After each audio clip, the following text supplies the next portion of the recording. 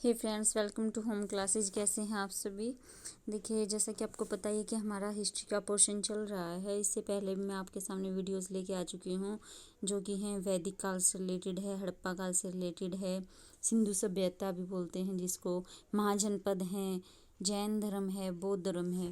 और इसके बाद मैं आज आपके सामने लेके आई हूँ मौर्य काल। देखिए, हम सीरीज में चल रहे हैं और आज टर्न है मौर्य काल करने की। तो सबसे पहले हमें ये पता होना चाहिए कि मौर्य साम्राज्य का संस्थापक कौन था। तो मौर्य साम्राज्य जो था उसका संस्थापक चंद्रगुप्त मौर्य था। और चंद्रगुप्त मौर्य ने चाणक्य की हेल्प से अपना साम्राज्य स्थापित किया था। और उसने किसकी हत्या की थी? नंद वंश के अंतिम शासक घनानंद की, क्योंकि वो एक अयोग्य शासक था। तो चलिए हम कुछ इंपॉर्टेंट क्वेश्चंस करते हैं आज मौर्य काल के बारे में। साथ ही मैं आपको डिटेल भी बता दूंगी, जहाँ पे कोई भी आपका डाउट होगा तो आप कमेंट कर सकते हैं अगर आपका कोई भी डाउट है तो चलिए करते हैं स्टार्ट। फर्स्ट क्वेश्चन है हमारा, चाणक्य का दूसरा अन्य नाम क्या था? चाणक्य जो कि मौर्य साम्राज्य की स्थापना की थी जब चंद्रगुप्त मौर्य ने, तो उसकी हेल्प की थी। देखिए कहानी क्या थी कि चाणक्य का अपमान किया था घनानंद ने, और उसी का बदला लेने के लिए चाणक्य ने एक ऐसे बच्चे को ढूंढा जो कि प्रतिभाशाली हो। उसे मिला चंद्रगुप्त मौर्य, जिसकी हेल्प से उसने घनानंद को हरा दिया तथा चंद्रगुप्त मौर्य राजा बन गया और चाणक्य उसका प्रधानमंत्री बना। तो चाणक्य कौन है पहले ये जान लें आप। तो चाणक्य का दूसरा नाम क्या था? विष्णुगुप्त था। बी ऑप्शन सही रहेगा हमारा। इसके बाद नेक्स्ट क्वेश्चन है, मैकियावेली के प्रिंस से किसकी तुलना की जाती है? तो जो कालिदास का मालविकाग्निमित्रम है उसकी तुलना की जाती है मैकियावेली के प्रिंस से। नेक्स्ट क्वेश्चन है हमारा, वह शासक कौन था जिसने राज सिंहासन पर बैठने के लिए अपने बड़े भाई सुसीम की हत्या की थी? तो देखिए, सुसीम जो था वो बिंदुसार का बेटा था और चंद्रगुप्त मौर्य का पोता था, और अशोक ने इसकी हत्या कर दी थी। यह माना जाता है कि अशोक ने अपने 99 भाइयों की हत्या कर दी थी राज सिंहासन पर बैठने के लिए। उनमें से सुसीम भी एक था। सुसीम उसका बड़ा भाई था और बाकी सभी जो थे वो छोटे भाई थे। तो इसका अशोक जो है वो आंसर करेक्ट है। नेक्स्ट क्वेश्चन है हमारे सामने, अशोक की वह पत्नी कौन थी जिसने उसको प्रभावित किया?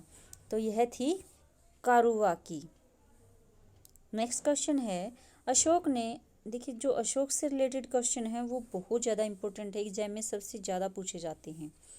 क्वेश्चन नंबर 5 है हमारा, अशोक ने अपने सभी अभिलेखों में एकरूपता से किस प्राकृत का प्रयोग किया है? तो ये किया है उसने मागधी का। नेक्स्ट क्वेश्चन है हमारा, बिंदुसार कौन था? चंद्रगुप्त मौर्य जो था वो पहला शासक था मौर्य वंश का और संस्थापक भी था इसका। और जो बिंदुसार था वो चंद्रगुप्त मौर्य का बेटा था, और जो अशोक है वो बिंदुसार का बेटा है। तो बिंदुसार ने विद्रोहियों को कुचलने के लिए अशोक को कहाँ भेजा? तो उसने तक्षशिला में जब विद्रोह हुए थे तो अशोक को भेजा था उन्हें कुचलने के लिए। तो इसका राइट आंसर रहेगा तक्षशिला।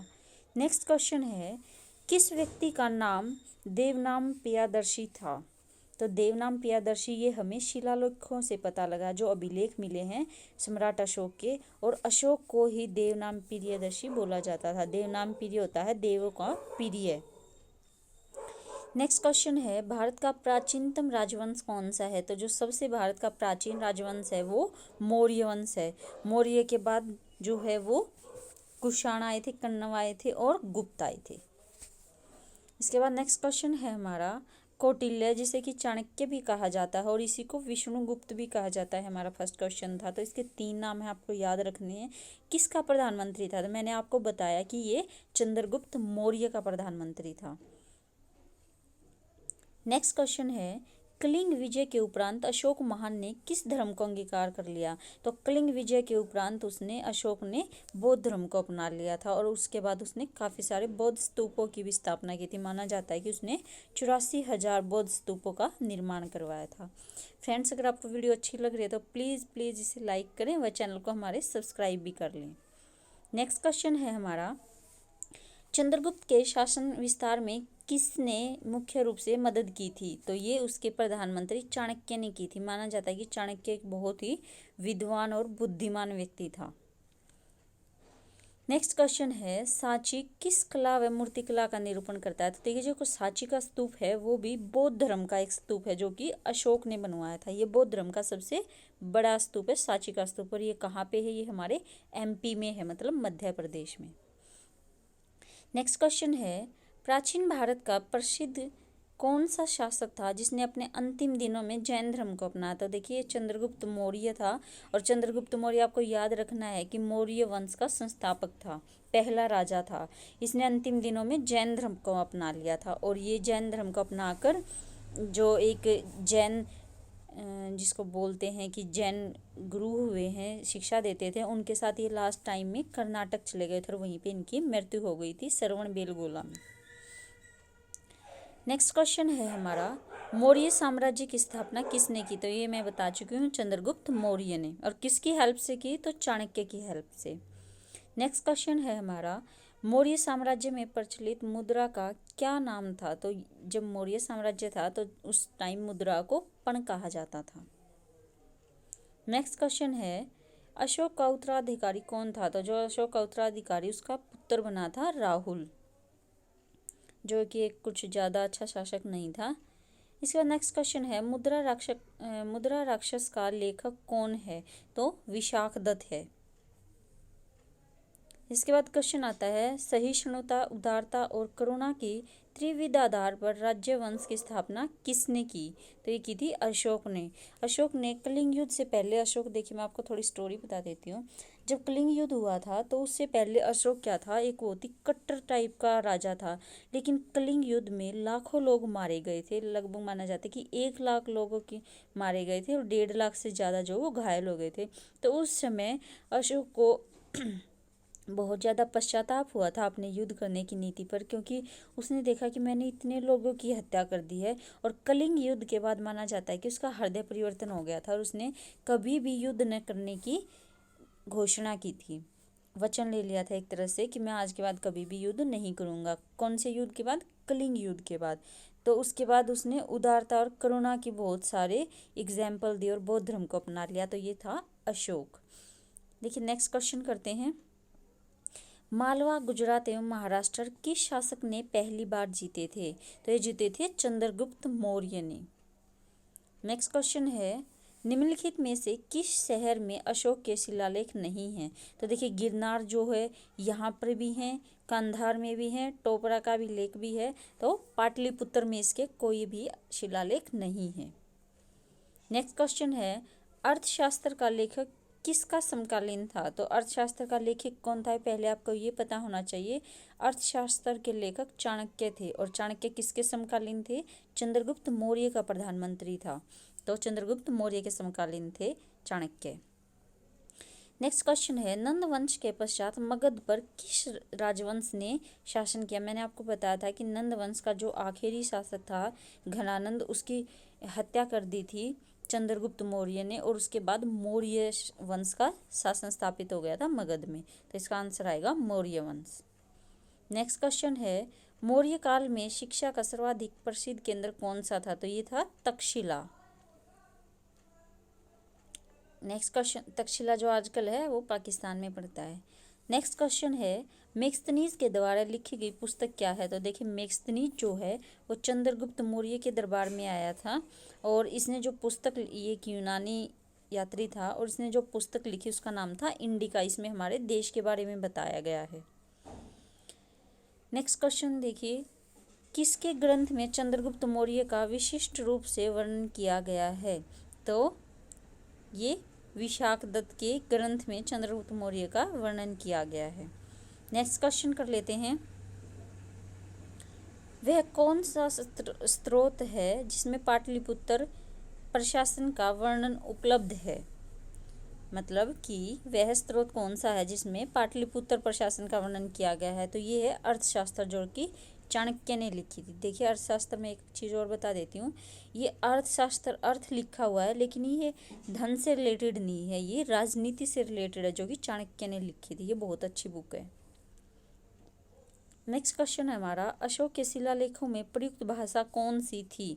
तो अशोक के जो शिलालेख थे उनमें कौन सी भाषा में लिखे गए थे, वो प्राकृत भाषा में लिखे गए थे। प्राकृत मागधी में। नेक्स्ट क्वेश्चन है, मौर्य साम्राज्य की किस शासक ने दक्कन की विजय प्राप्त की? तो ये किसने प्राप्त की थी दक्कन की विजय? ये चंद्रगुप्त ने की थी। नेक्स्ट क्वेश्चन है, मेगस्थनीज ने भारतीय समाज के कितनी श्रेणियों में विभाजित किया? तो मेगस्थनीज ने 7 भागों में विभाजित किया था भारतीय समाज को। इसके बाद नेक्स्ट क्वेश्चन कर लेते हैं हम, कौटिल्य के अर्थशास्त्र में किस पहलू पर विशेषकर प्रकाश डाला गया? तो जो अर्थशास्त्र है वो राजनीतिक जीवन से रिलेटेड है। देखिए कई बच्चे यहाँ पे गलती कर देते हैं कि अर्थशास्त्र है तो आर्थिक जीवन से रिलेटेड होगा, लेकिन ऐसा नहीं है। ये कौटिल्य ने लिखी है, जो कि चंद्रगुप्त मौर्य का प्रधानमंत्री था, और ये राजनीति के बारे में है। नेक्स्ट क्वेश्चन है, निम्नलिखित में से कौन सा क्षेत्र अशोक के साम्राज्य में सम्मिलित नहीं था? तो जो श्रीलंका है वो इसका हिस्सा नहीं था अशोक का। नेक्स्ट क्वेश्चन है, पाटलिपुत्र को किस शासक ने सर्वप्रथम अपनी राजधानी बनाया था? तो पाटलिपुत्र को सबसे पहले उदयन ने अपनी राजधानी बनाया था, जो कि अजातशत्रु का बेटा था। इसके बाद क्वेश्चन नंबर 33 है, पाटलिपुत्र में स्थित चंद्रगुप्त का महल कैसे बना था? मतलब किस चीज़ से बना था? तो चंद्रगुप्त का महल लकड़ी से बना हुआ था। नेक्स्ट क्वेश्चन है, बराबर की गुफाओं का उपयोग किसने आश्रय ग्रहण के रूप में किया था? देखिए बराबर की गुफाएं जो है वो अशोक ने बनवाई थी। किसके लिए? आजीविकों के लिए, क्योंकि आजीविकों, देखिए आजीविक भी एक संप्रदाय है, जैसे कि जैन और बौद्ध धर्म है, वैसे ही आजीविक भी एक धर्म है। और इसका जो था जो अशोक का पिता था बिंदुसार, वो आजीविक धर्म को मानता था, तो उसने अपने पिता के लिए ही बराबर की गुफाओं का निर्माण करवाया था। तो इसमें किन्होंने आश्रय लिया था? आजीविकों ने आश्रय लिया था। इसके बाद हमारा नेक्स्ट क्वेश्चन आता है फ्रेंड्स, कि किस अभिलेख से यह साबित होता है कि चंद्रगुप्त का प्रभाव पश्चिम भारत तक फैला हुआ था? तो पश्चिम भारत तक फैला हुआ था, ये हमें कैसे पता लगा? ये रुद्रदामन एक राजा था पश्चिम बंगाल का, और उसी के जूनागढ़ अभिलेख से हमें पता लगता है। नेक्स्ट क्वेश्चन है, वह कौन सा स्तंभ है जिसमें अशोक ने स्वयं को मगध का सम्राट बताया है? तो ये भाबरू स्तंभ है। भाबरू स्तंभ जो है वो सबसे छोटा स्तंभ है, अशोक द्वारा लिखवाया गया। नेक्स्ट है, प्रथम भारतीय साम्राज्य किसके द्वारा स्थापित किया गया? तो ये चंद्रगुप्त मौर्य द्वारा स्थापित किया गया था। इससे पहले काफ़ी हिस्सों में बटा हुआ था भारत, और इसने एक भारतीय साम्राज्य की स्थापना की थी चंद्रगुप्त मौर्य ने। देखिए 2 ही टाइम में हिस्ट्री में ऐसा हुआ था कि संपूर्ण भारतीय साम्राज्य की स्थापित किया गया था, एक मौर्यों के शासनकाल में और एक गुप्तों के शासनकाल में। अदरवाइज तो क्या है कि भारत जो है वो छोटे छोटे रियासतों के टाइप में बिखरा हुआ था। क्वेश्चन नंबर 38 है, उत्तरांचल में अशोक का एक शिलालेख कहाँ है? तो ये है कालसी में।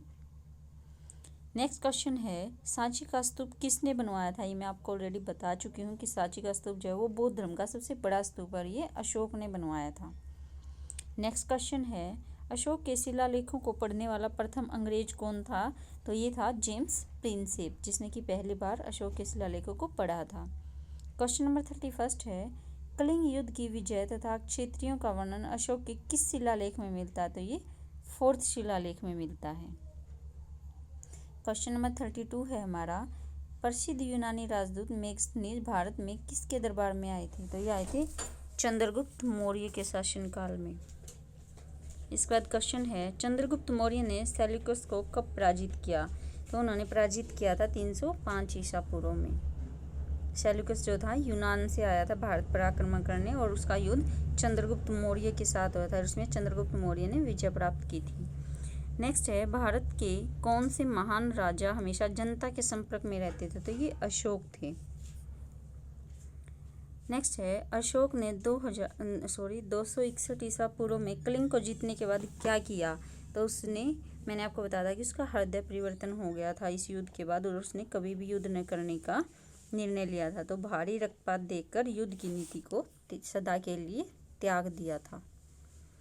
नेक्स्ट है, अशोक के अधिकांश अभिलेख किस भाषा व लिपि में लिखे गए? तो प्राकृत भाषा में लिखे गए हैं और ब्राह्मी लिपि में। नेक्स्ट है, किस ग्रंथ में चंद्रगुप्त मौर्य के लिए वृषल शब्द का प्रयोग हुआ है? तो मुद्रा राक्षस में। इसके बाद है, किस राज्य या देश में अशोक के व्यक्तिगत नाम का उल्लेख मिलता है? तो ये मिलता है विशिष्ट कलिंग राज्य देश में। इसके बाद है श्रीनगर की स्थापना किसने की थी? तो जो जम्मू कश्मीर की राजधानी है हमारी आजकल श्रीनगर, इसकी स्थापना अशोक ने ही की थी। क्वेश्चन नंबर 40 है, किस ग्रंथ में शूद्रों के लिए आर्य शब्द का प्रयोग हुआ है? तो शूद्रों के लिए आर्य शब्द का प्रयोग अर्थशास्त्र में किया गया है, जो कि चाणक्य ने लिखा था। इसके बाद हमारा क्वेश्चन है, अशोक ने अपने राज्याभिषेक के चौथे वर्ष में निग्रोध के प्रभाव से प्रभावित होकर किससे बौद्ध धर्म की दीक्षा ली थी? तो बौद्ध धर्म की दीक्षा जो है वो उपगुप्त ने दी थी अशोक को, तो उपगुप्त से। नेक्स्ट क्वेश्चन है हमारा, किसने पाटलिपुत्र को पोलिब्रोथा कहा था? तो ये मैग्स्थनीज ने कहा था अपनी इंडिका में पोलिब्रोथा। नेक्स्ट क्वेश्चन है, मौर्य काल में एग्रनोमाई किसे कहा जाता था? तो एग्रनोमाई जो है वो जो सड़क निर्माण का अधिकारी था, जो सड़कों का निर्माण करता था, उसे एग्रनोमाई कहा जाता था। इसके बाद है, मौर्य काल में गुप्तचरों को क्या कहा जाता था? तो गुप्तचरों को गुड पुरुष बोला जाता था। ए ऑप्शन इसका करेक्ट है। इसके बाद है, किस श्रीलंकाई शासक ने अपने आप को मौर्य सम्राट अशोक के आदर्शों के अनुरूप ढालने की कोशिश की? तो ये श्रीलंकाई शासक तीस। इसके बाद है, जैन धर्म में चंद्रगुप्त मौर्य के जैन धर्म अपनाने का उल्लेख मिलता है। तो ये उल्लेख कहाँ से हमें मिलता है कि चंद्रगुप्त मौर्य ने जैन धर्म को अपना लिया था? तो ये हमें मिलता है प्रीशिष्ट पर्वन। तो इसका आंसर रहेगा प्रीविष्ट पर्शन में लिखा गया है कि चंद्रगुप्त मौर्य ने जैन धर्म को अपना लिया था। इसके बाद नेक्स्ट क्वेश्चन है हमारा, किस महीने से मौर्यों का राजकोषीय वर्ष आरंभ होता था? ये काफ़ी इंपॉर्टेंट है। तो उनका जो राजकोषीय वर्ष है वो कब स्टार्ट होता था? ये स्टार्ट होता आषाढ़ में। इसके बाद क्वेश्चन है, अशोक के बारे में जानने के लिए सबसे महत्वपूर्ण स्रोत क्या है? तो अशोक के जो शिलालेख हैं वही हमें अशोक के बारे में सबसे ज़्यादा जानकारी देते हैं। तो इसका आंसर रहेगा शिलालेख। इसके बाद नेक्स्ट है, अशोक के काल में कौन सी लिपि दक्षिण भारत में परिवर्तित हुई थी? तो अशोक के काल में जो ब्राह्मी लिपि है वो दक्षिण भारत में परिवर्तित हुई। इसके बाद हमारा लास्ट क्वेश्चन है फ्रेंड्स आज का, अशोक का शिलालेख भारतीय उपमहाद्वीप के बाहर किस देश में भी पाया गया? तो ये जो है अफगानिस्तान में भी पाया गया है एक शिलालेख अशोक का। तो आज हमारे कुछ फ्रेंड्स इंपॉर्टेंट क्वेश्चंस थे। आई होप आपको पसंद आएंगे, तो please like and share the video.